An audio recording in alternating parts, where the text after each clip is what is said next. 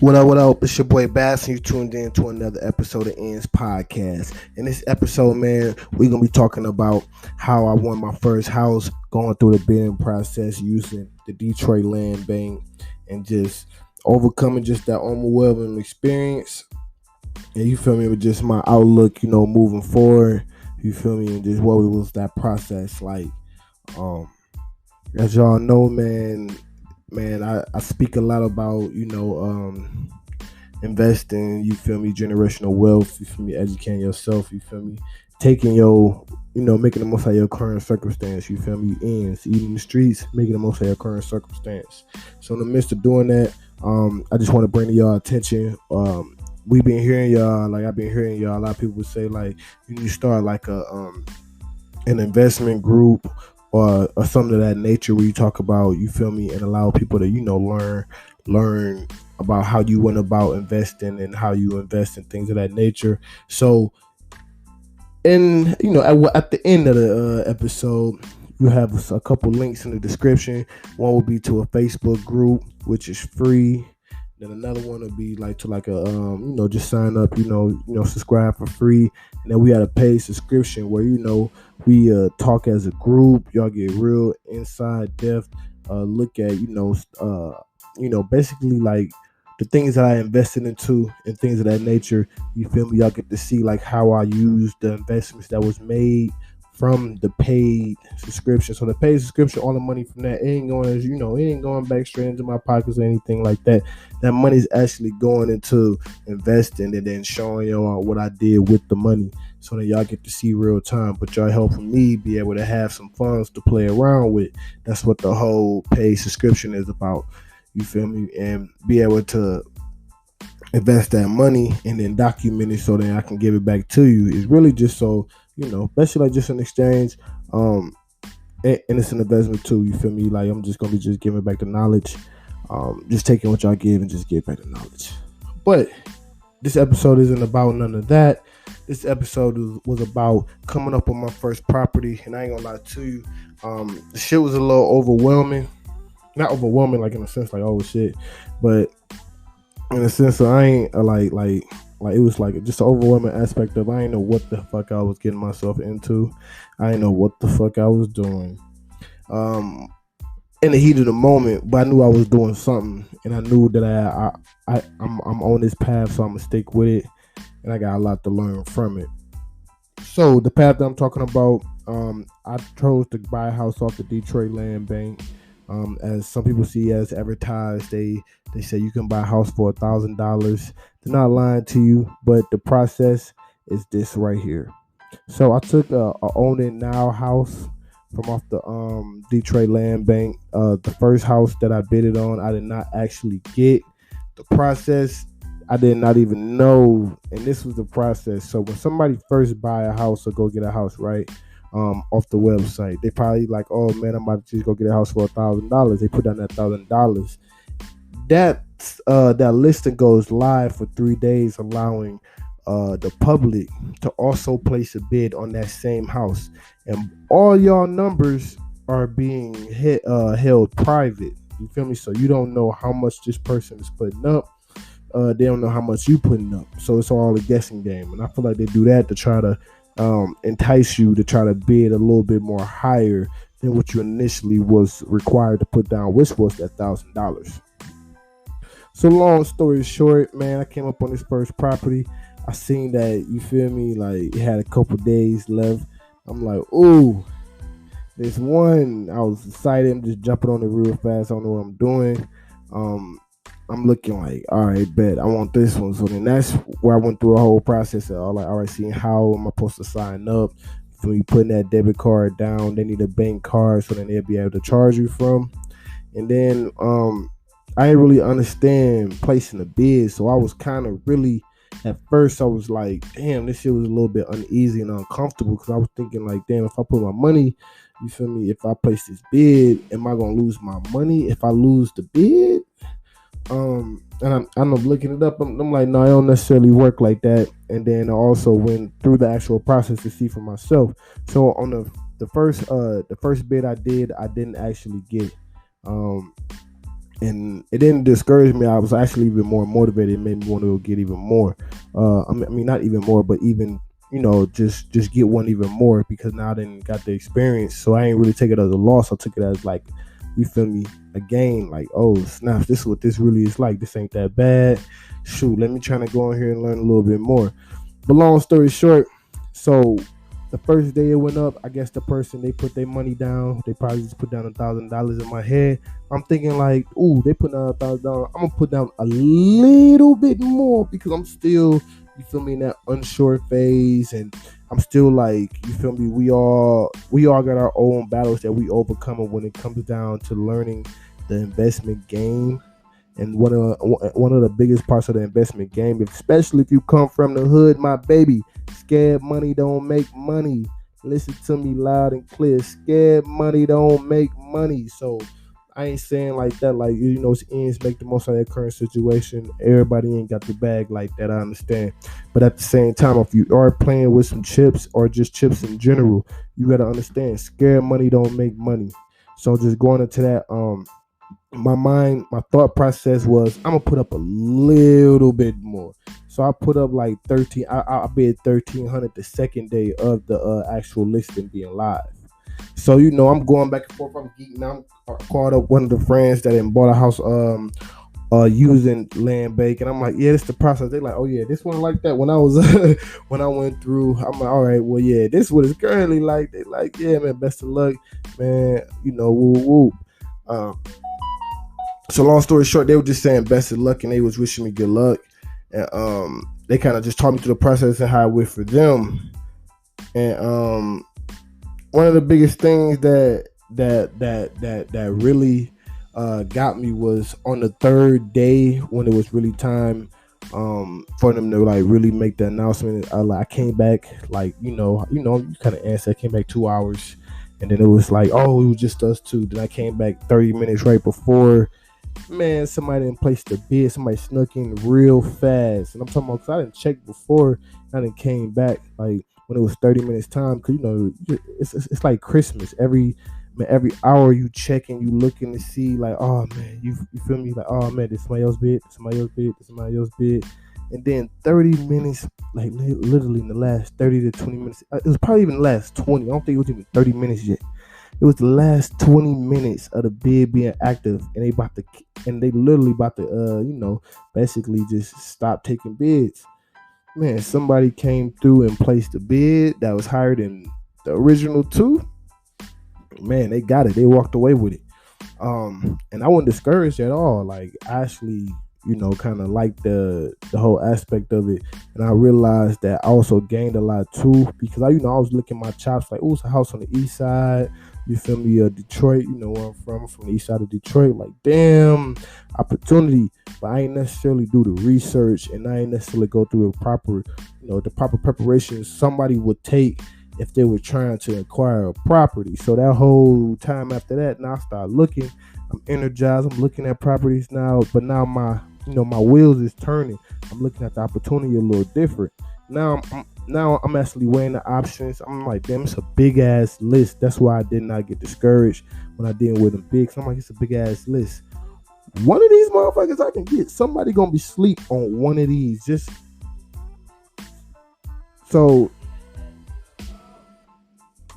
that was like one of my biggest. That was one of my biggest. That was one of my biggest concerns, and one of my biggest hurdles, honestly, was just really just that initial part, being comfortable with the whole investment. So I had looked at it from a standpoint of, man, all right, well, this is where I went wrong at. You feel me? Like, I didn't necessarily even assess the property. I didn't look into the property and what the property had to offer. So now I'm seeing that it's all these other houses on there. I'm looking at them. I'm weighing the options, and I'm seeing, all right. And now I'm understanding, like, damn. So when you actually go get one, the minimum you could put down is $1,000. And I'm like, damn, that's probably what the first bid gonna possibly be. It's probably a good chance that's somewhere around that mark. And if you're the second person like me, You feel me? Like me, my whole thought process, my mindset was, I'm gonna just try to put a little bit more. A scary investor in a sense. You feel me? Not thinking in the sense of scared money don't make money. Just more so thinking like I'm still a little bit unsure on what this process really is, so I'm gonna only put up a little bit more. So I knew that them thought processes was out there. So I was like, yeah. So I got a good opportunity to try to come up on one. So I started going through a different process. I was looking up addresses and looking up different areas, how far it was from this area, how far it was from individuals I knew.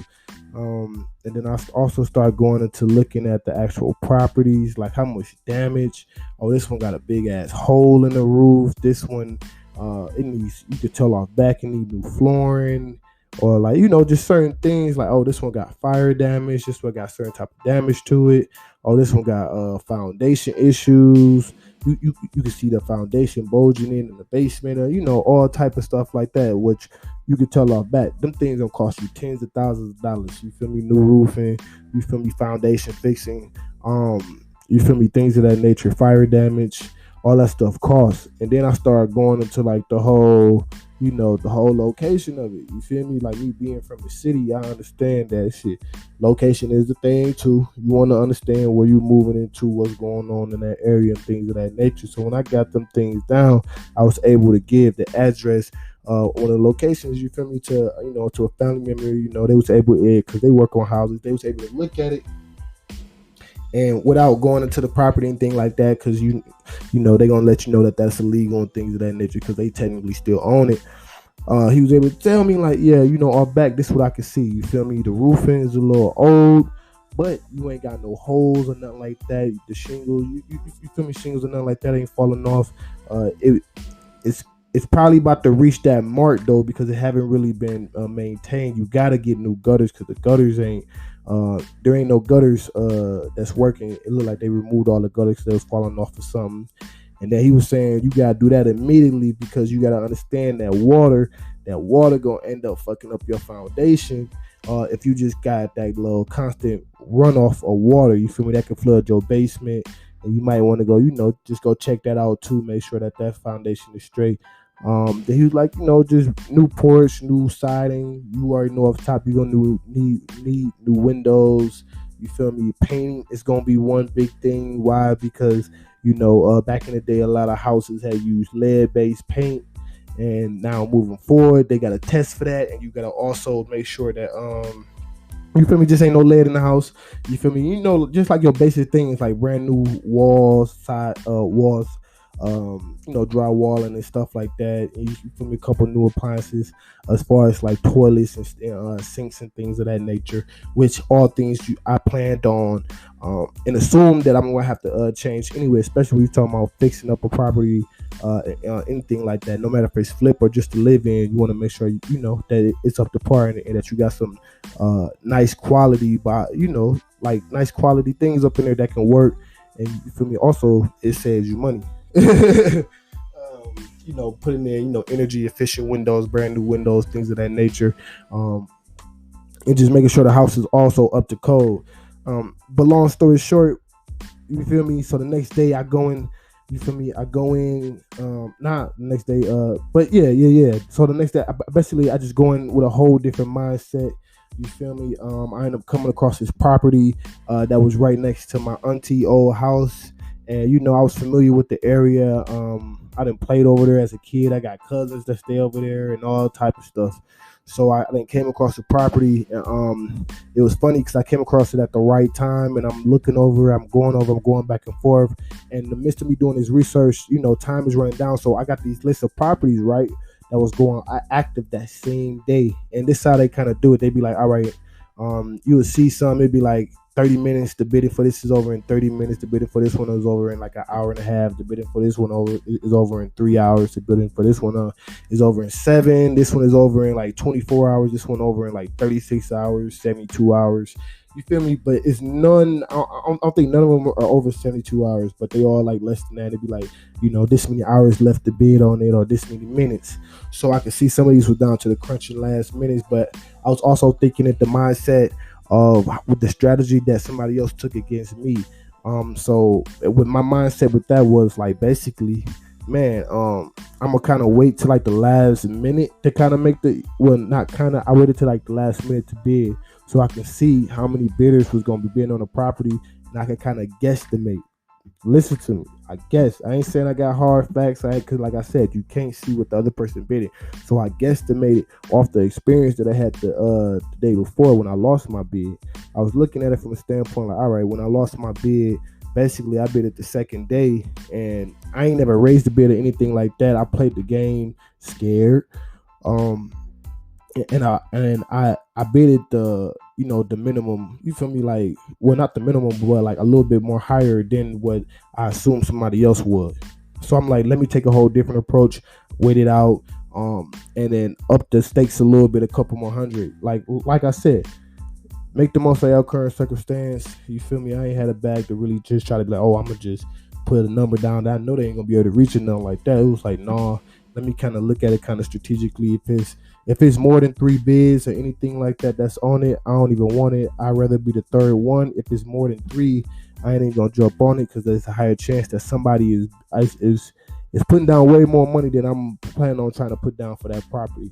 So if it's 3, I'm thinking like, I'm just looking back based off of my experience on what I did the day before. I know somebody put down that initial band probably, then I put down a little bit more. Then somebody just put down just enough just to beat us type shit. So I'm like, this time around, I put down a couple extra hundred more, and then I was able to win. Now the whole thing is, when you find out who actually won, ain't like a damn sign pop up on your screen and say you were the winner, yeah, type shit. Nah, you really gotta wait like a few, like you gotta wait like a few minutes and things of that nature for the system to process and the website to update and all that type of stuff. Do you go back and let you know who's the winner, who's not the winner? Like, well, it don't let you know who's the winner, who's not the winner. It just say winning bid or non-winning bid, or you feel me? Like basically, like bid wasn't winning bid, like type deal.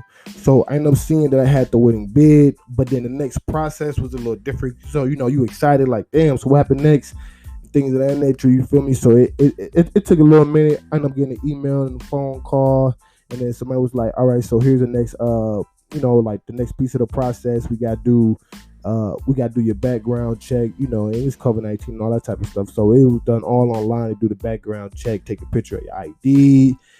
You feel me? Run a background check, make sure you ain't got no back taxes, you ain't going through any bankruptcy, things like that. They ain't checking to make sure you ain't got like no felonies or nothing like that. It was just more so just to make sure that you in good financial standing, that you could take on this property without and yeah, like you could take on this property at this time and you ain't good financial standing. They ain't gotta worry about the property being took from you or nothing like that because of you ain't been paying taxes or you going through a delinquency right now, something like that. I said delinquency. Bankruptcy. You going through a bankruptcy or something like that. So, just going back into that. Once you get done with that, then it was like, all right, boom. They did the background check. You feel me? They charge you, so you gotta make sure that you gotta have a bank card available.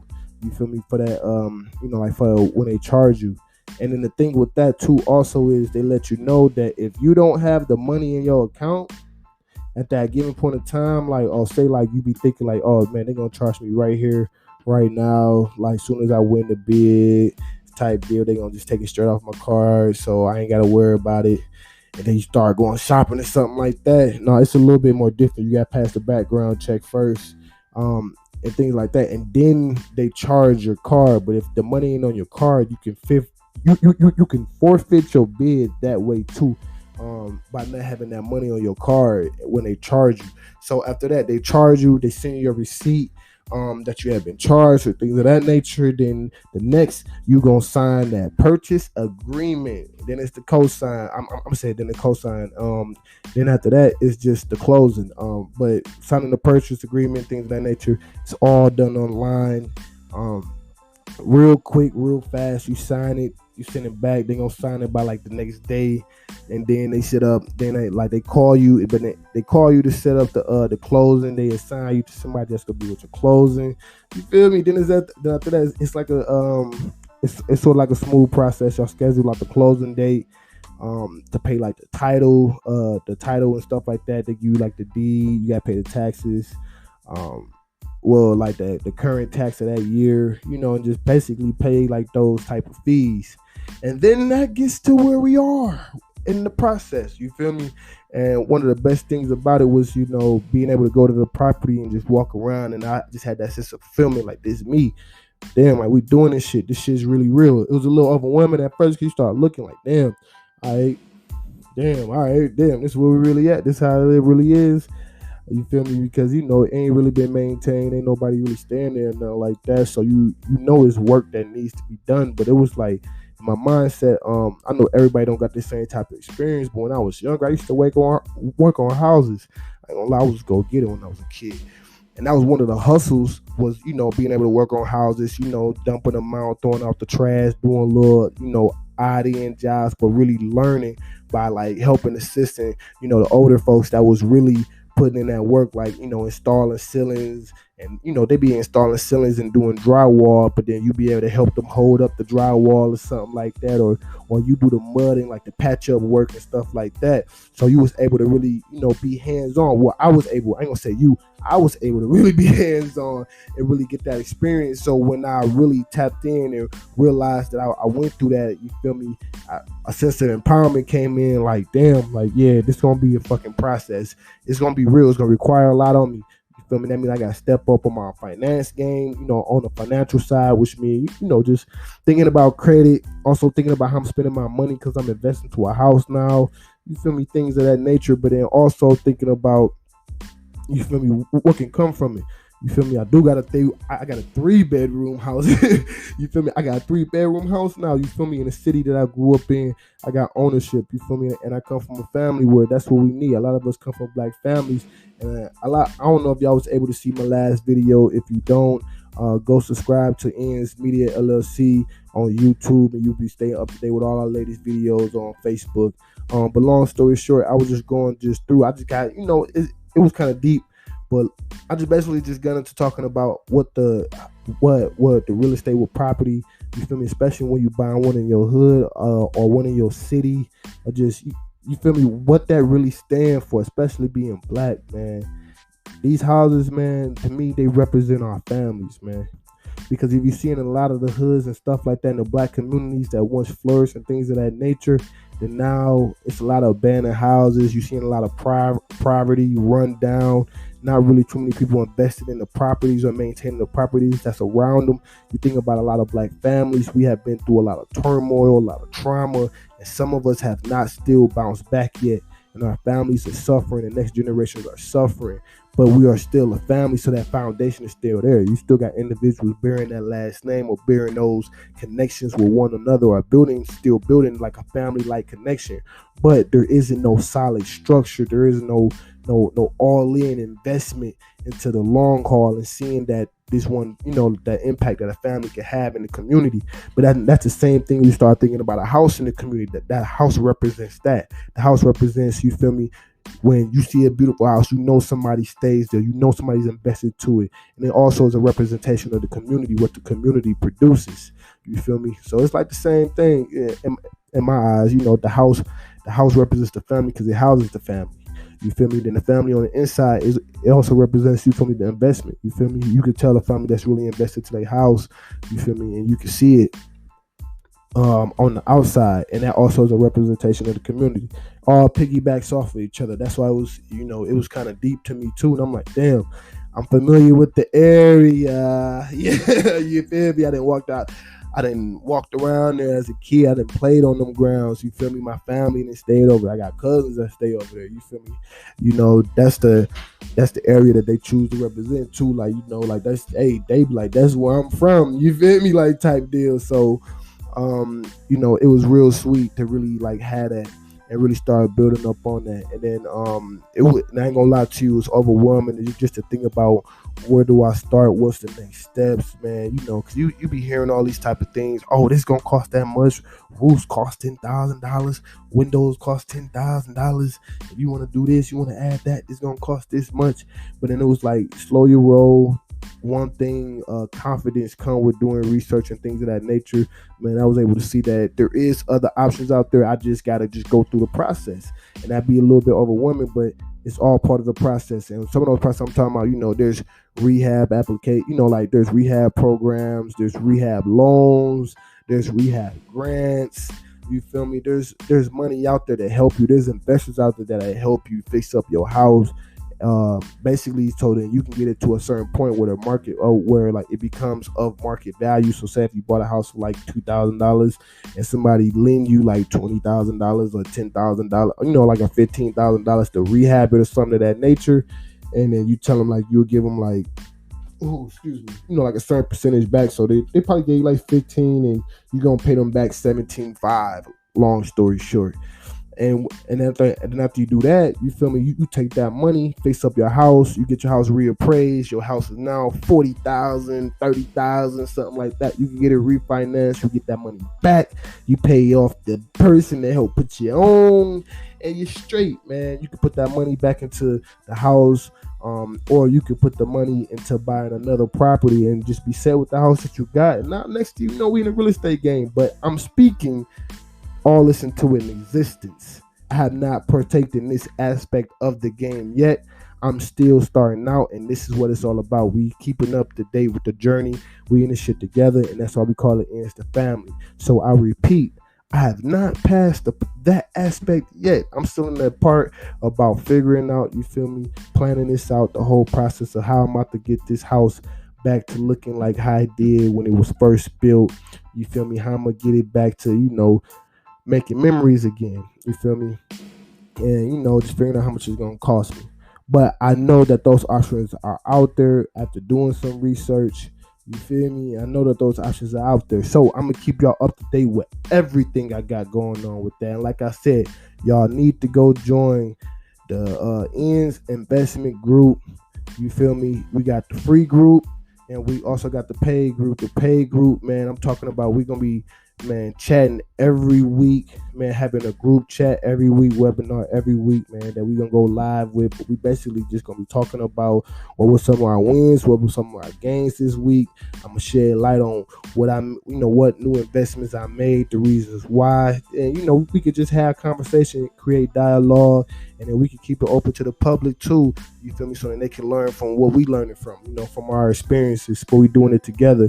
So like I said, there's a free group where it's gonna be like the Facebook group, you feel me, which to help you network, connect with other like-minded individuals. And then we're gonna also then on top of that, there's gonna be like an email list and things of that nature. So whenever we drop in new jewels, as far as like, man, new buys and new investments and new conversations that we be having, you stay up to date with all that. And then there's also a paid group where we'll also be, we'll be doing call-ins, and then the money that's coming from the paid subscription. Now, I don't want y'all to be thinking like, oh, dog, he trying to make it come up. No, the paid subscription ain't number like $3. Like it's gonna be in tiers to $3. You feel me? To $50 to $150. And the only reason why I'm doing it like that is because the money that I'm taking from that, I'm gonna be reinvesting. I'm gonna be documenting the whole process.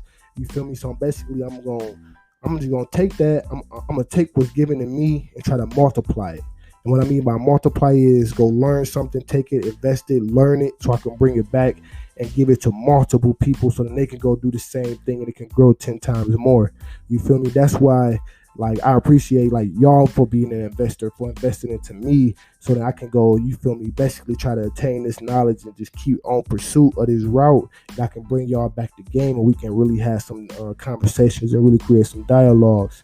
And that's what I mean by that. You feel me? I'm going to show hands on. And then also, you feel me, we can use a Patreon.